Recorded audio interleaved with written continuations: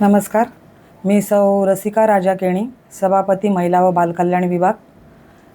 मी आजची ही पत्रकार परिषद माझ्या खात्यात चाललेल्या भ्रष्टाचाराच्या थोडासा जो मला वास आलेला आहे त्याच्या संदर्भात ही आयोजित केलेली आहे। पुढील 4 वर्ष बघाल तर प्रशासकीय कालावधीमध्ये 5-6 महिने उलटून सुद्धा ज्या कामांचं ई-टेंडरिंग झालेलं आहे त्याची कुठल्याही प्रकारची अंमलबजावणी आजपर्यंत झालेली नाही आहे।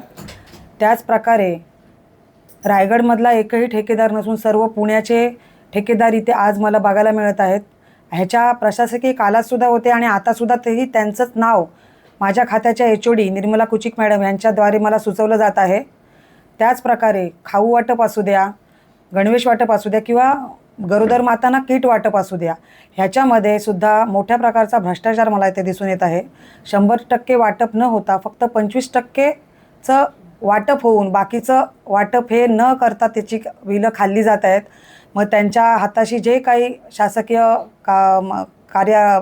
कर्मचारी असतील त्यांच्या संदर्भातून हे सर्व कामं माझ्या खात्याच्या HOD निर्मला कुचिक मॅडम यांच्याद्वारे केल्या झाल्याचा संशय मला येत आहे।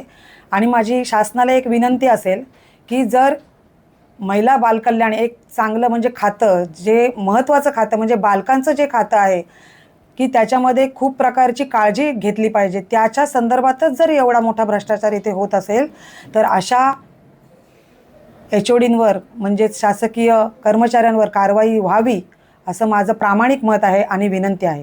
किती कोटीचा भ्रष्टाचार? जवळजवळ 2.5 कोटीचा भ्रष्टाचार या वीज जोडणीच्या प्रकल्पात तर मला दिसून येत आहे। आजपर्यंत अंगणवाड्यांना ही वीज जोडणी व्हायला पाहिजे होती। मे महिन्याचा सीझन गेलेला आहे आणि आता पावसाळा चालू झालेला आहे। ही वीज जोडणी खरं म्हणजे मे महिन्यात त्यांना आवश्यकता होती। ती सगळ्या टेंडरिंग होऊन सुद्धा जर मग ती वीज जोडणी का झालेली नाही हा असा प्रश्न माझ्या खात्याच्या HODना आहे।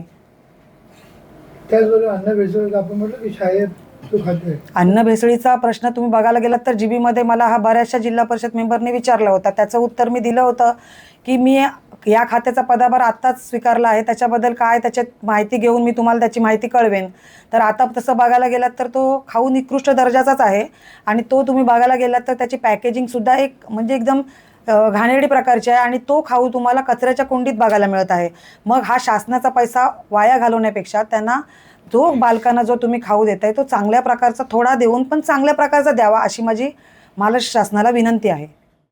नाही, कल्पना नाही मला कोणते आरोप झालेत काही, पण काही असेल काही त्यांनी सांगितलं असेल आपल्याला तर त्याविषयी मी माहिती घेते। परंतु ऑफिसमधलं कामकाज आहे माझं एकदम नियमानुसार सर्व कार्यवाही ती झालेली आहे।